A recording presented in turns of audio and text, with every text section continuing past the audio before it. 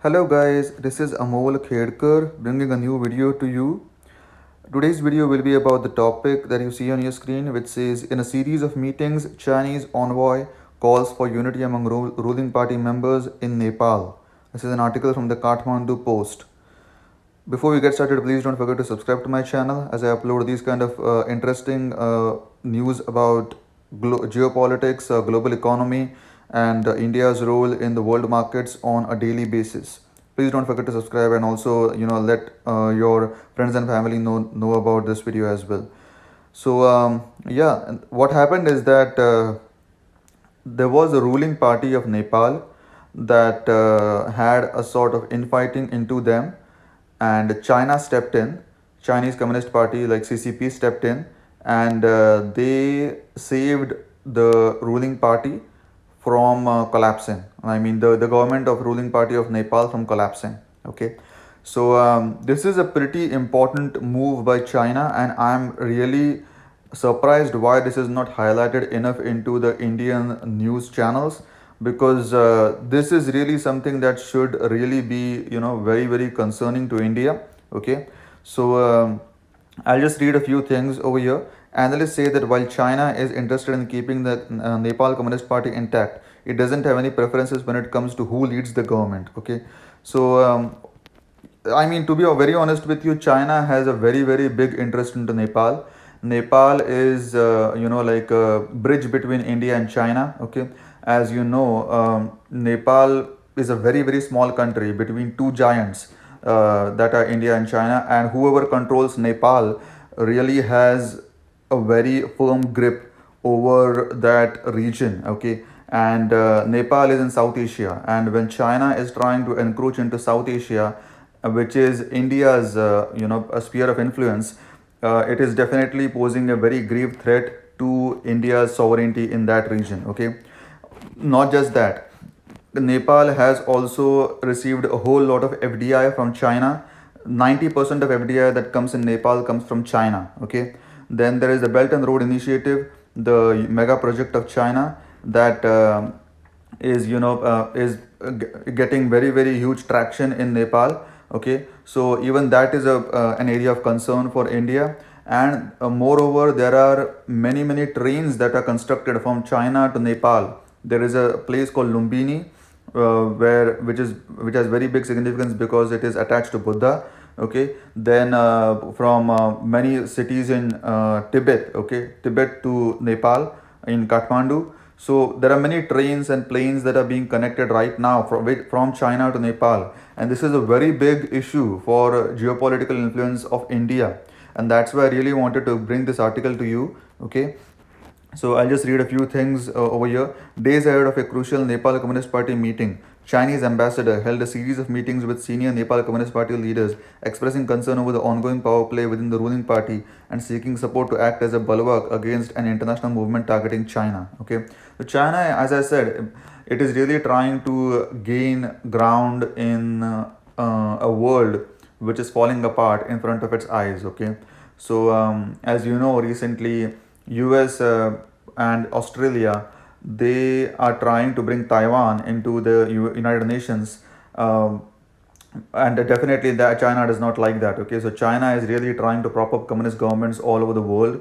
and Nepal is just another example of that. Okay, so this is again the exact same thing that happened in Korea or in Vietnam, where Communist Party is being propped up by China, and they don't want any other party to take power into Nepal, because at that time they will lose influence over Nepal. And Nepal, as I said just now, it's a very important thing geopolitically. Okay, it's a very small country. I understand that it doesn't have that much power, but if China has big influence into Nepal, then Nepal has, the only border that Nepal has is with India and China. Okay, no other country. So once China gains its ground in Nepal, it will not take too much for China to get into India. And to be honest, even now, China has even secured a port in Sri Lanka. Okay, so China is really just trying to encircle India somehow. Okay, China, as you know, Pakistan, the CPEC, right? China-Pakistan Economic Corridor, that is also very full-fledged. So China is investing into Pakistan, into Nepal, into Sri Lanka, into Myanmar. I mean, to be very honest with you, this is a very threatening thing for India. Okay, India should really try to understand what exactly is happening here, because China is trying to encircle you, and make sure that its influence is being felt in many different parts of the countries that are around India, and this is something to be very afraid of, to be very honest with you. Okay, according to individuals family with the meetings, how discussed three primary issues: the ongoing internal crisis in the ruling party, as I just told you. Okay, China's assistance to Nepal to fight COVID-19. China has been doing this kind of mask diplomacy. I've made videos about these, so nothing new over here. And Nepal's support against the international politicization of COVID-19, where a number of countries, including the US, are trying to hold China accountable for the pandemic. So again, as I said, China is just trying to make friends over here, so that it can fight against US and other countries that are accusing it of spreading this coronavirus pandemic. How a series of meetings precede a crucial ruling party secretary meeting on Saturday, although the exact substance of her talks with the ruling party leaders is unclear. Even the foreign ministry was not informed beforehand, and no representative of it was present during the meeting. Just imagine this, okay? The foreign ministry was not informed beforehand, and no representative of it was present during the meeting. So this is, to be honest, this is almost like a coup that happened in Nepal just now, okay? And nobody is talking about this. And when did this happen? Just look at the date on this article, May 2nd, 2020. Okay, just yesterday. And I'm really amazed why many news agencies into India are not taking this seriously, because this is a very big thing. Okay, as per the diplomatic code of conduct, foreign minister officials should be present at such meetings, but we were not informed. A minister official told the Post on condition of anonymity. Okay, so as you can see, they are doing a coup in Nepal. China is doing a coup in Nepal so that the Communist Party can remain there. They can have like a puppet government into Nepal, so that they can influence the politics of Nepal, and by that they can have a firm hold on the Indian way of doing things. Okay, because if they start coming into South Asia, they are already into South Asia. I mean, as I said, they have influence in Pakistan, they have influence in Nepal, they have influence in Sri Lanka. What else do you want? Okay, these are three important countries in the SARC, right? South Asian Alliance for Regional Cooperation, the SARC thing.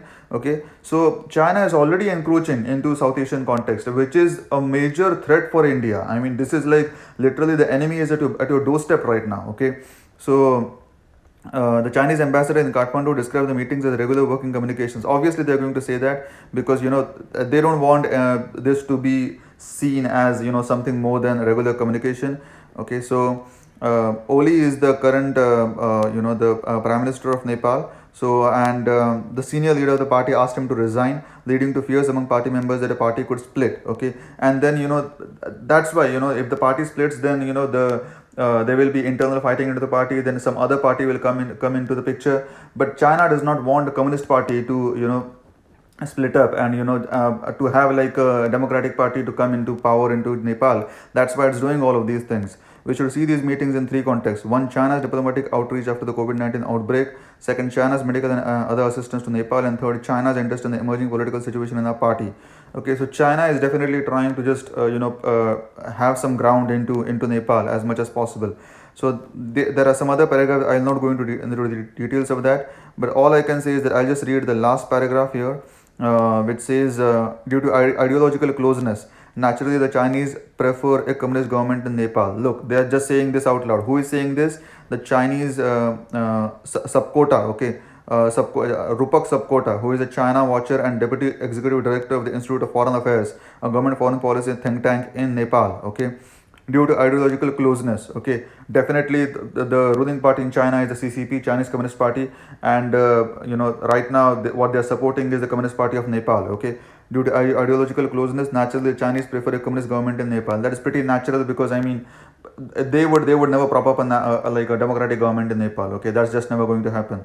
But I don't think they have any preferences when it comes to who leads the government. As I said, they don't care about who leads the government, but they just want the Communist Party to be in power into Nepal, so that they can influence the politics of Nepal, and by that they can influence the politics of India. Okay, so this is something that should be on the front pages of many newspapers in India, but somehow it's not. So that's one of the reasons why I've started this YouTube channel or podcast as such, because I really want to highlight these kind of geopolitical news that are happening around the world, and which are going to impact India or many other countries. Okay, on like a long-term basis. This is not something that is going to happen in just say 1 year or 6 months. Okay, this is a long-term thing. Okay, when China started investing into African markets or in Latin American markets, it didn't do that for just 1 year or 2 years. Okay, it has been doing that for the past 15 years.